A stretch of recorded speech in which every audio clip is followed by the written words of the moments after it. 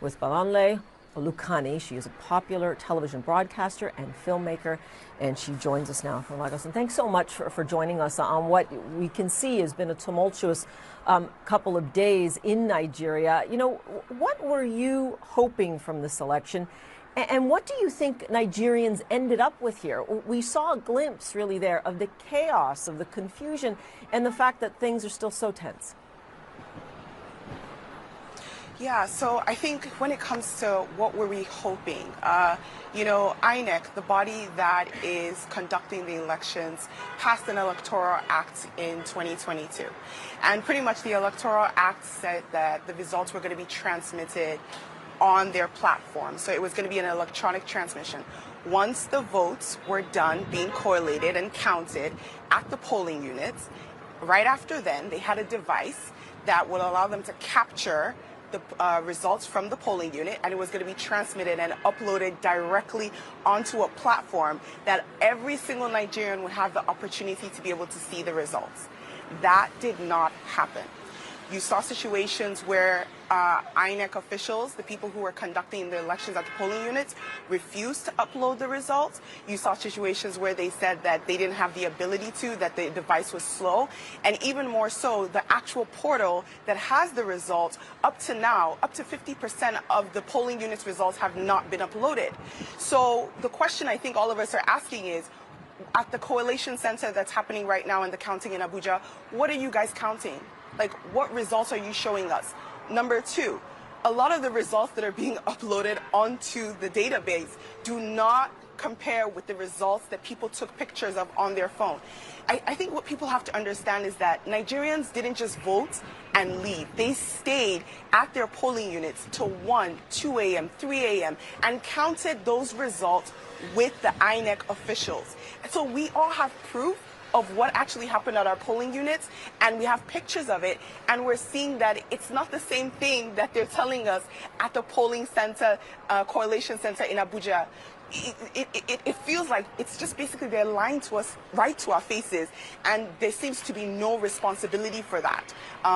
This election is not just important, it is make or break for Nigeria. I can hear the emotion, obviously, and as you point out, this was supposed to be technology that was supposed to make things more transparent, not less so. I take your point. People are posting these results and the discrepancies all over social media. I've seen them for myself. Now, to give an example, where you are, you voiced particular concern about Lagos. You know, why? What did you see there that told you we're being lied to? Lagos State is, when you think about Lagos, Lagos is a metropolitan city. We all know the role and the power that social media has, especially in Lagos. A lot of people in Lagos are tired of the ruling party. A lot of people in Lagos also came out to vote. The numbers that they're telling us of people that came out to vote, it doesn't correlate with what really happened. A lot of people were disenfranchised. They were not able to vote because there were thugs that were sponsored to come and disrupt the polling units. We saw videos of people, thugs, coming to polling units, and the police officers did absolutely nothing. They did nothing. So to us, we're kind of asking ourselves, like, why are we not being allowed to vote? What is the reason? What are people so afraid of that's going to come out if Nigerians choose to say, okay, this is who I want to cast my vote for? At the end of the day, Nigeria is at the breaking point. And I think for every single Nigerian, especially young people, the voting population of the people that were registered, it's about 39% are youth. And those people came out to vote. You know, they came out to vote. The numbers are not correlating with what they said. Not only that, this afternoon, we actually had PDP, which is one of the opposition parties, and they didn't even win Lagos. They specifically said that the numbers that INEC presented does not correlate with with the amount of people that came. They have different numbers. Because what you guys need to understand is that at the end of the day, all the parties, they made sure that they were doing their own counts. Because we all knew that INEC was going to do something like this. It's interesting, though, because they're observers and they serve a purpose, and people are seeing these discrepancies. And we have heard specifically from Nigeria's youth, with all the passion and all the frustration that you're expressing to us now. And What happens now, I have to ask you? This election has clearly fallen short so far, and yet you know that the Nigeria's Electoral Commission has already said, no way, we're not doing a redo here. As far as we're concerned, they've rejected the claims from the opposition parties, saying, look, these elections have been fair. They've been fine. We will continue to tally the votes. Well, it looks like what's going to happen is they're probably going to continue counting, and it looks like it's going to have to go to court, which is really unfortunate because technically what's supposed to happen in specific situations, and this is what their electoral law states, in situations where there's a cancellation, if the amount of votes that were canceled there could possibly affect the final results, there's supposed to be a rerun. A lot of the polling units, the amount of votes that were canceled is going to affect the final results. So what is really interesting is to see how we're supposed to be in a democracy. They're the ones that passed they're the ones that drafted the Electoral Act, but yet they seem to not be adhering to it. Just for the fact that the results have not been transmitted, and up till now they're still choosing not to, that alone in itself questionable, and it shows that INEC is not only they've been compromised, they're also not being transparent, and they have not conducted a free and fair election. And if that's not happened, then technically we're supposed to have another election. I know you're going to give me blowback on this, but some people would say, look, Nigeria is in its adolescence in terms of a democracy. This is a very large country. Obviously, when you look at the number of registered voters, this is a large task. They are still counting. The results are in no way, shape, or form official right now. Well, what do you say to that? To say, like, look, patience, just give us some time here. I think the issue is it's not really about patience. It's the fact that INEC has chosen not to communicate and address the issues. We have pictures that show that you have a piece of paper where results were recorded, and then after the results were recorded, someone took a pen and canceled those results out and put a new result, and you want us to accept it? That's the issue, is that INEC explain that? So we're finding that the chairman is not communicating with us.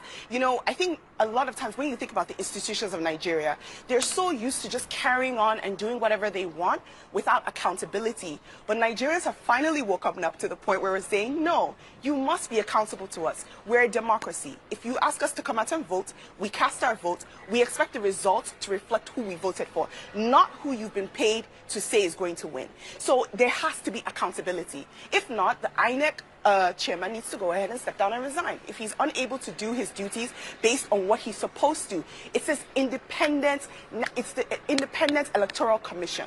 It doesn't feel like they're being independent right now. And we see you and other people in Nigeria, the youth in particular, demanding their franchise from the Electoral Commission.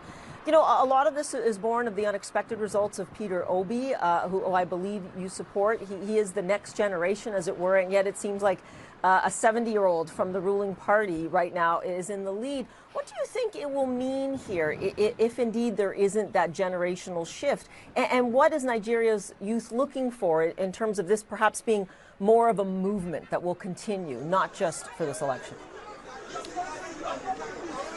The movement has already started. You have to, when you think about where this came from EndSARS, and this came from us finally demanding that we're treated as citizens of our country. And Nigerian youth are finally involved in politics. So it's not going to be going down. We're not going back, no matter what happens. In terms of, the potential of having Bola Ahmed Tinubu as the president, I think a lot of Nigerian youth are worried about his health. We're worried about his ability to be able to rule Nigeria. We've been ruled by so many people who are much older, and they don't seem to be willing to accept or understand what it is that we need. But even more important, what we're looking for is a competent leader. Nigeria is at its breaking point. The amount of people that have exodus and left this country because it feels like it's unlivable. Everyone has said it. We don't have good roads. We don't have good light. We don't have healthcare. We don't have education. Last year, the average Nigerian youth spent 8 months at home because our schools were on strike, and it didn't seem like our government had any interest. So when we're saying we need a mindset of someone that's young, someone that's agile, someone that is going to listen to the Nigerian people, that is what we need. We need people who are accountable. And a lot of times when you look at the past leaders or the people that are running, they don't seem accountable, which is why a lot of Nigerian youth, we have chosen and we're saying, you know what, this Peter Obi looks like someone that's listening to us. And we want to make sure that we are heard. The point is for us, whatever was voted on Saturday, we want those results. We don't want the results that they're doctoring. That is the most important thing. If we know that these results are free and fair, whoever wins, wins. But right now, what they're giving us is not what we voted on Saturday. Okay, and we will leave it there for now, but certainly we hear your passion and you've given us great insight into what's going on now as we see the fallout from this election. Thanks so much. Appreciate it.